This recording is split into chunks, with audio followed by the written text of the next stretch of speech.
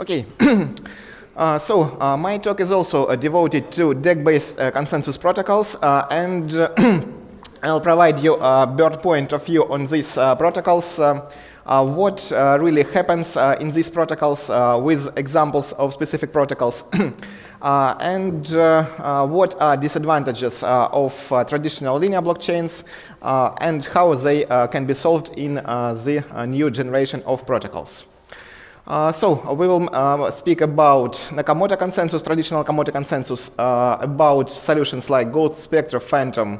Also, of course, I mentioned graph chains, Tangle, and other consensuses. Some asynchronous BFT-based protocol like Hashgraph, and requirement to ideal, so-called ideal DAG-based consensus protocol.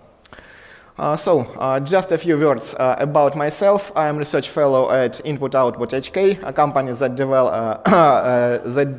R&D in cryptocurrencies area, developed different cryptocurrencies. We were developers of Cardano cryptocurrency. Besides it, I give lectures in Ukraine and abroad on blockchain technologies of software security, network security, and crypto.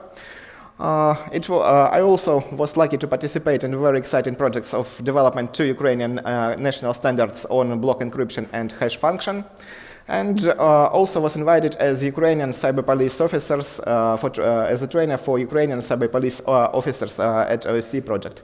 Also was a very exciting project, especially when after my classes, officers, future officers started attacking each other, and it was investigation what really happened after that. So they had chance to train their skills. Okay, if we are speaking about decentralized consensus protocols, for these protocols we have no trusted parties. These protocols were in a so-called flat network. There are no some central node. If we have some connected node, this node can do arbitrary actions. So this node can connect to the network, can disconnect to the network, can fail, can send some wrong messages, can send senseless messages, or can be a part of some well-organized attack against cryptocurrency network.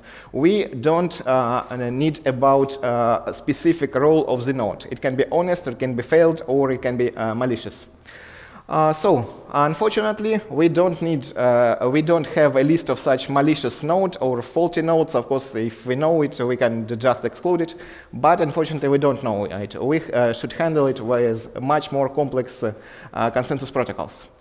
And of course, there can be network failures, and at some moment, network can be stopped, after that resumed. Some part of network can be disconnected, after that it can be connected, so everything is possible. Even if we don't speak about breaking some transocean cables, we can have problems with routing traffic via internet. We have recent examples when Google was detached for some period of time due to the mistaken actions of provider which was located in Nigeria. Some traffic was to Google was sent to China, to Russia, and it was just one mistake for an internet provider which is located in Nigeria. So we also need to take these problems into account. So if we speak about requirements, we have some honest node, and each honest node which follows formal steps in our consensus protocol should give to the same state as all other honest nodes. So we should have a so-called persistent property when we have some immutable part of the ledger. When nodes came to this state, and this state won't be changed in future. If we are speaking about BFT protocols, of course, this definitely won't be changed. If we are speaking about not fully BFT protocols like Bitcoin, Nakamoto, or something like that, state can be changed, but with very low probability. There should be no human interaction with with this, everything should be done automatically. And we work within assumptions that majority or vast majority of participants are honest. And of course, redundancy is accepted. All the protocols we are speaking about right now, they take all the traffic and they process everything. We are not speaking about sharding. We are speaking about consensus protocols that where each full node processes all transactions and builds its own version of the ledger. And this version of the ledger remains the same as for all the rest of the nodes, honest nodes. Okay, so where do we use such protocols? First of all, of course, it's cryptocurrencies. We build cryptocurrencies using such distributed ledgers. It can be decentralized, something like Bitcoin Nakamoto Consensus or some other protocols. It can be some bit centralized when we need, when we use some permissioned protocols and we need some trusted entity that certifies nodes that participate in this consensus protocol. Besides distributed consensus protocols used in highly reliable computer systems, so we need to build our databases, our computing clusters, and so on. And initially they were developed for critical systems like avionics, like spaceship industry, and so on. When we have our rocket and it goes to the space, we don't have engineer who repairs something like that if something goes wrong. We need the system which works reliably even if we have faulty components. We live in the real world, and of course we have faulty components. Let's look at an example of decentralized computer network. Imagine that we have network, we have latencies, and we have some transaction which was generated in North America and in, for example, New Zealand. We have some delays for delivering of this transaction. Of course, we need to count into delays some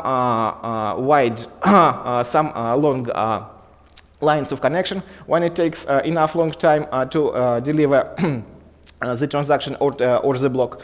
And besides it, of course, we need to remember that when we receive some transaction, we need to verify this transaction or we need to verify the block in full. That also takes time in our local computer, and only after that, that delay, we send it to the next node.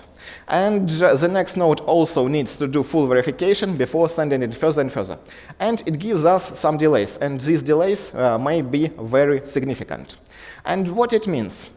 It means if we just order transaction in the way that we received it, it means that we may have problems on that.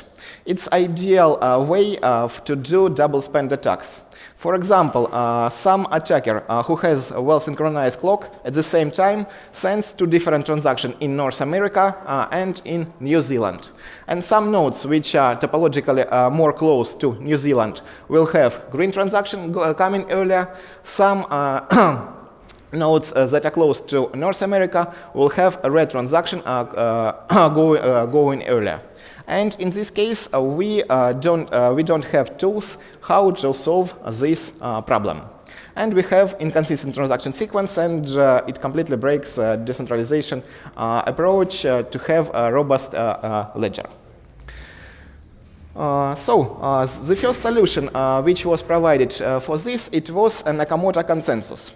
It was artificial slowdown of network throughput by proof of work.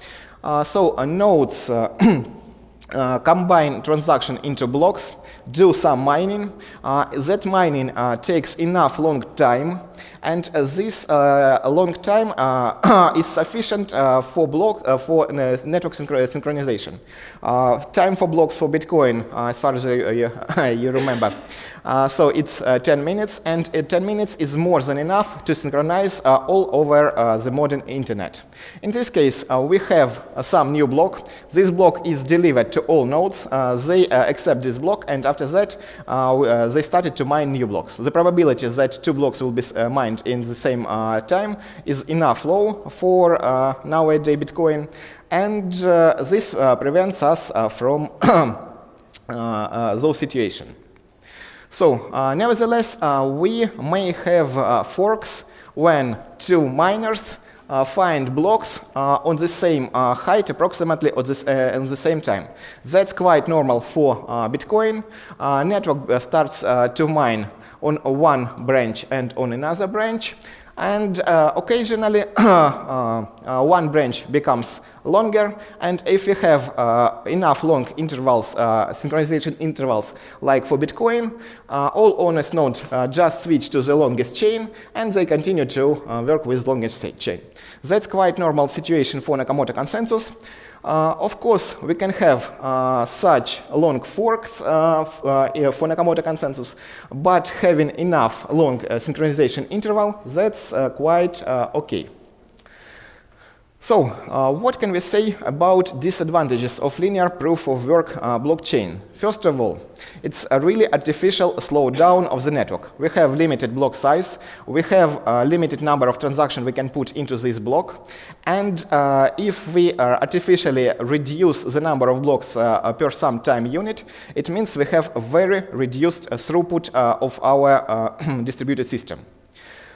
Security is kept on some physical limits. It's limited by available energy or available equipment or something like that. It means that we waste a huge amount of energy, for nothing. And we have security limitation. If we try to decrease time between blocks, it means we have security vulnerabilities. I'll give you an example for the next slide. It gives us a very low throughput. If we have enough level of security, acceptable level of security, we will get a low level throughput. And we get enough long time for transaction approval. And for nowadays, we have very strong trends to centralization. For example, Bitcoin produces 144 blocks during the day in average.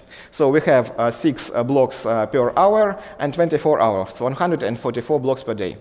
And if we have 10,000 or even hundreds of thousands of miners, what chance of each miner to get a reward of the block, to generate this block? Very, very low. And it means someone buy mining equipment, starts it, it works for several years, and he have, even in this case, he has very negligible chances to get a reward for this block. So buy equipment, it runs for several years, and it gives nothing, just consumes energy and something like that.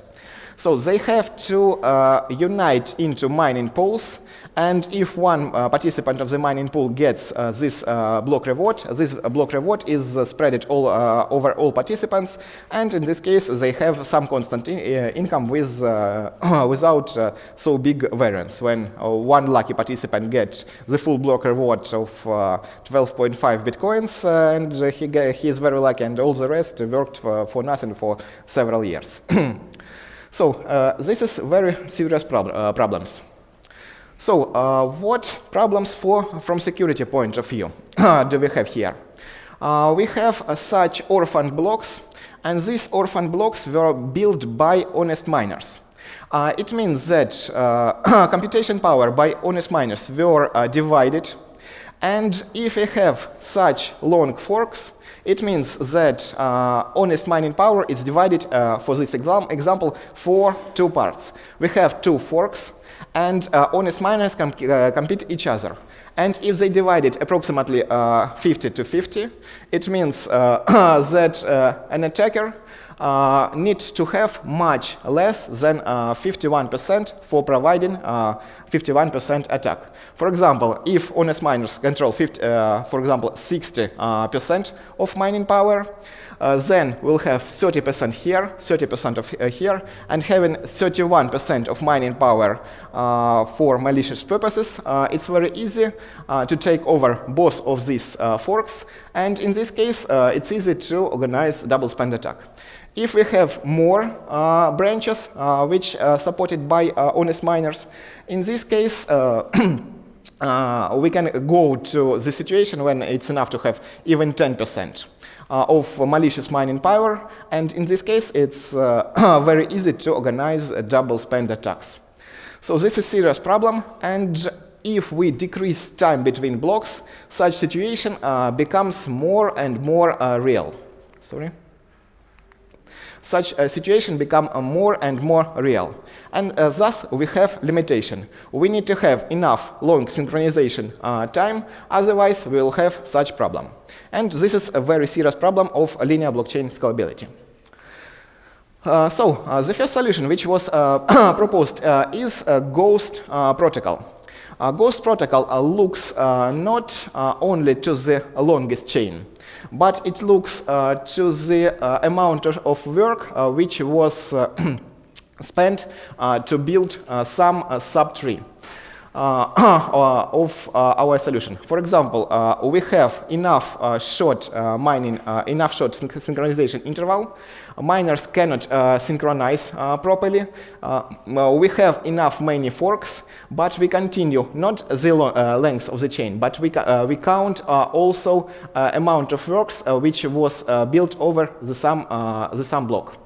For example, let's look to such situation, and we will have here the longest chain which was built according to the longest rule.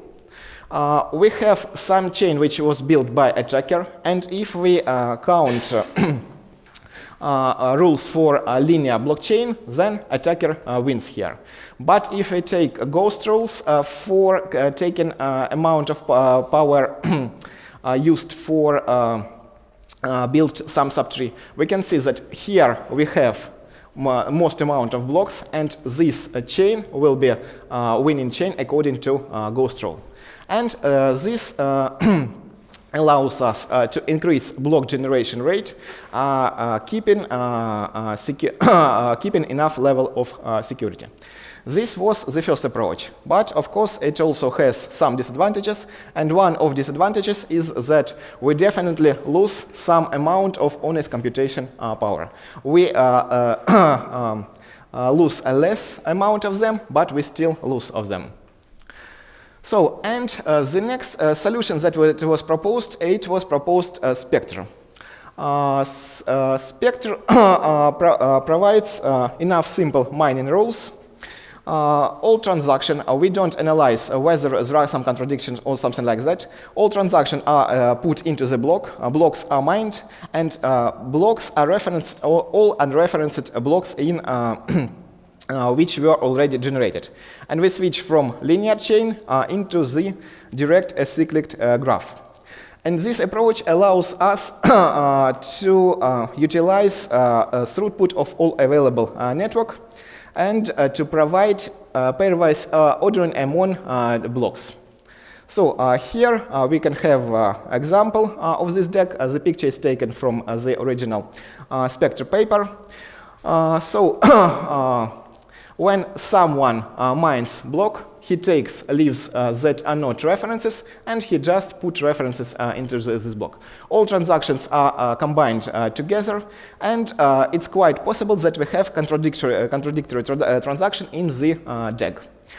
For example, we have one double spend transaction. One original transaction is put into block X, another one is put into block Y.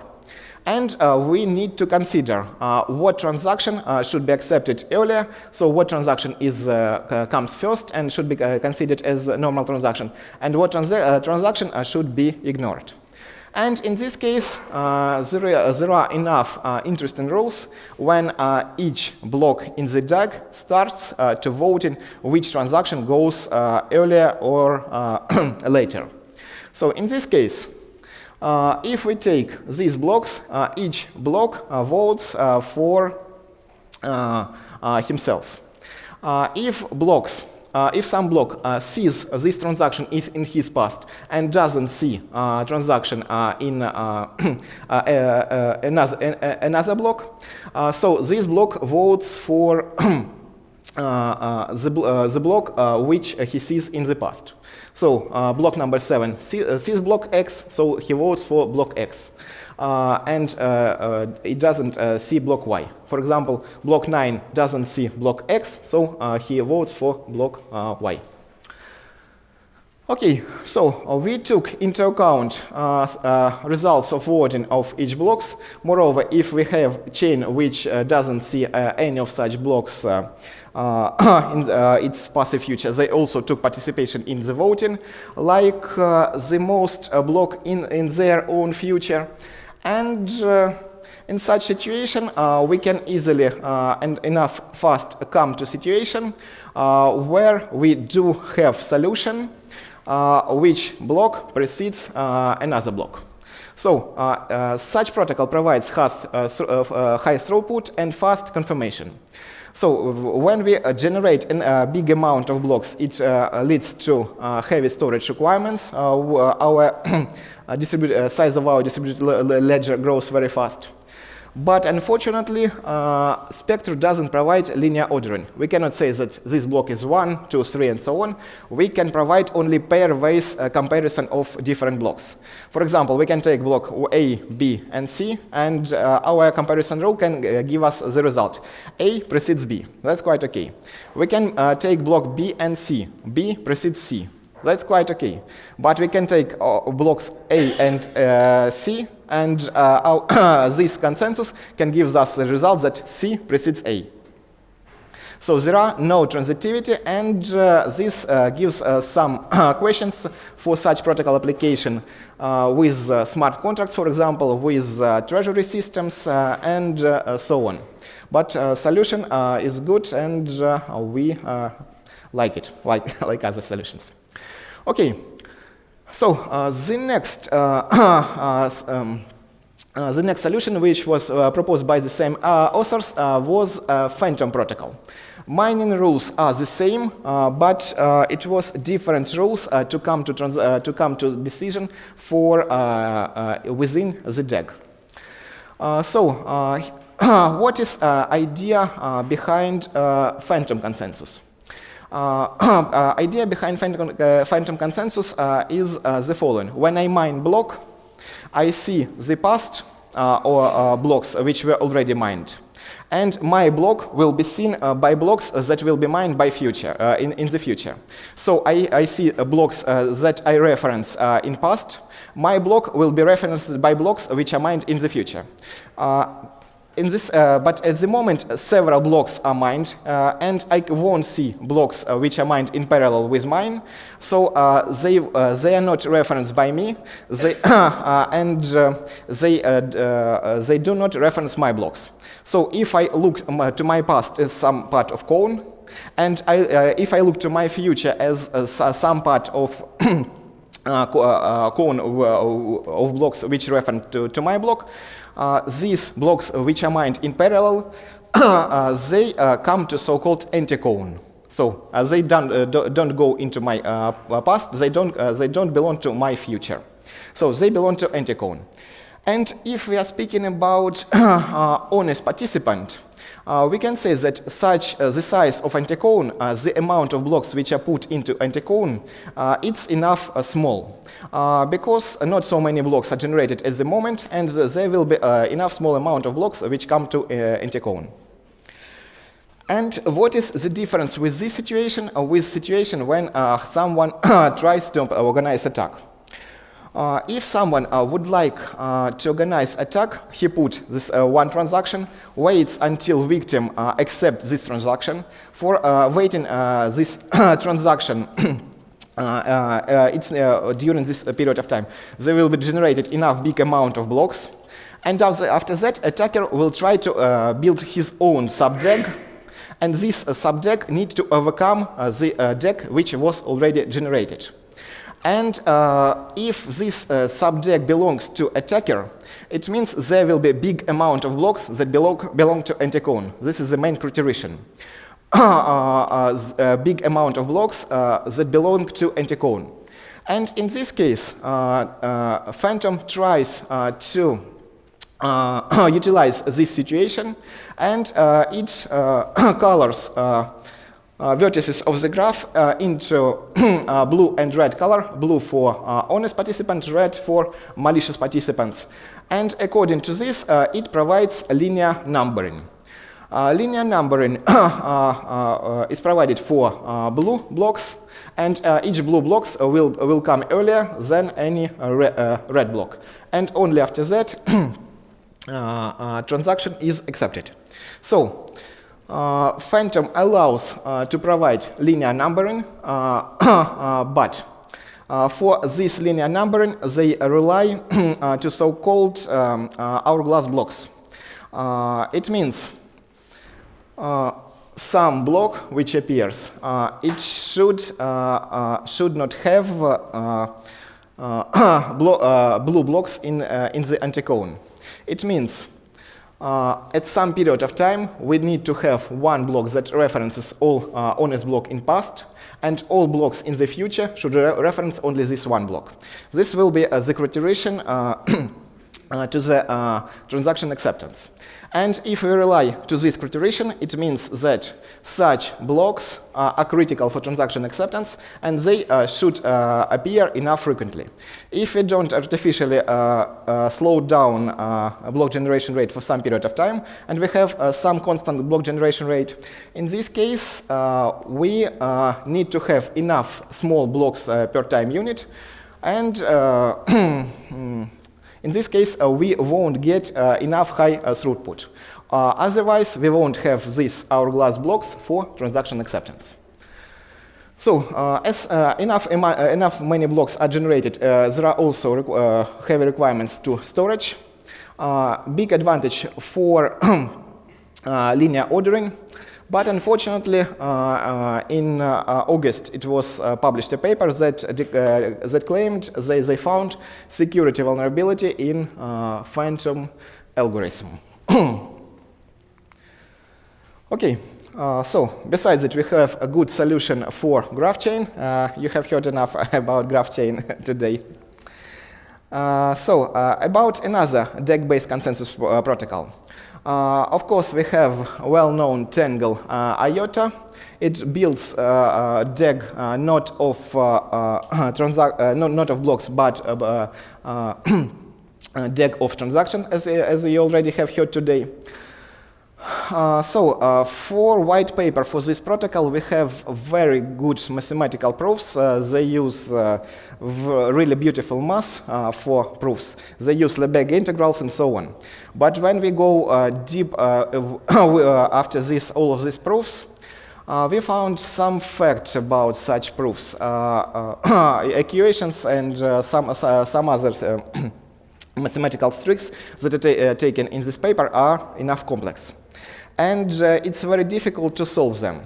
And from time to time, they make some assumption. Okay, let's consider that this part of our equation is constant or something like that. And if we translate such assumptions into real-world requirements, it means, for example, one of consequences of applying such proofs is that this paper is true when we have constant block generation rate. So if we have something like more transaction or less transaction, more transaction per time unit or less transaction per time unit, the paper says nothing about what happens with the security of such protocol. So it means that security proofs should be extended for this protocol, but protocol provides some good properties. Besides it, we have some other example like avalanche. It provides partial order between dependent transaction. So avalanche also provides DAG of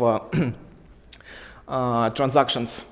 But when I read this paper, it was not clear for me whether the system tolerates to Sybil attacks. Their proofs are bound to a situation when some amount of transactions are honest, but transaction generation for this protocol is cheap. And if we have some honest mining power or something like that, it's one case. But if we need to have security proofs in situation when malicious transaction generation is cheap, the question of security remains unclear.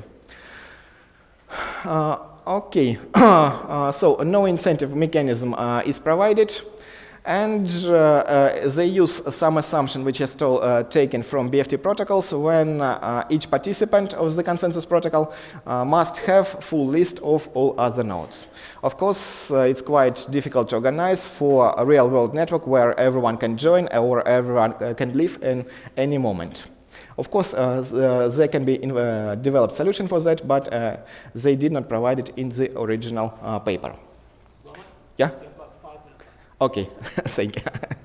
So the next one is hash graph. Hash graph, also based on directed acyclic graph, uses a very original idea on transaction, on gossiping transaction about transactions.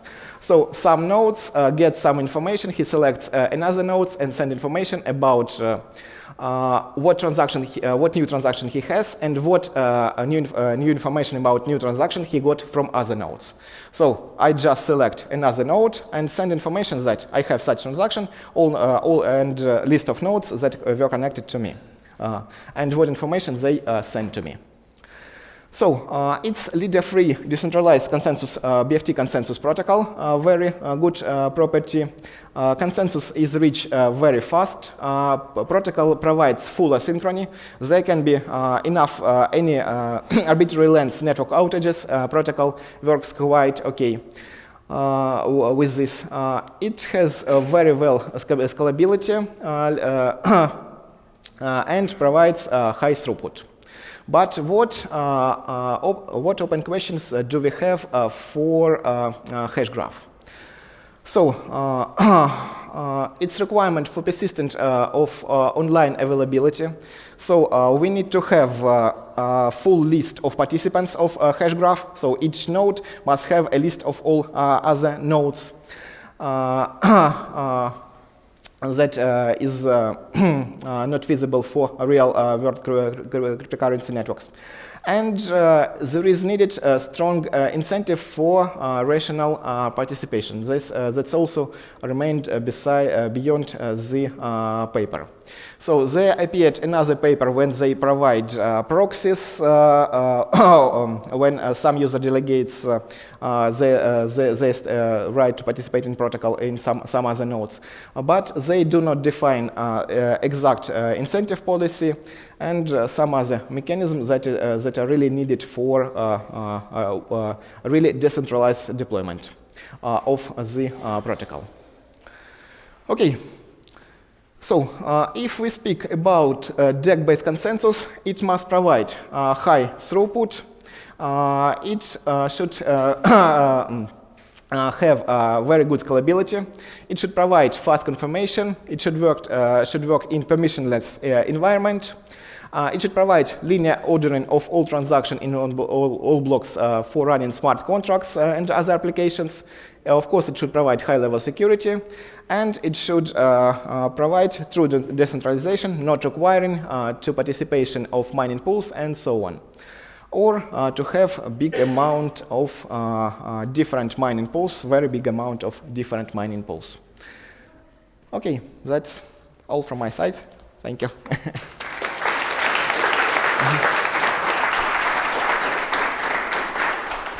Great, thank you, Roman. So we have a little bit of time for some quick questions. If anybody has a burning question they would like to ask.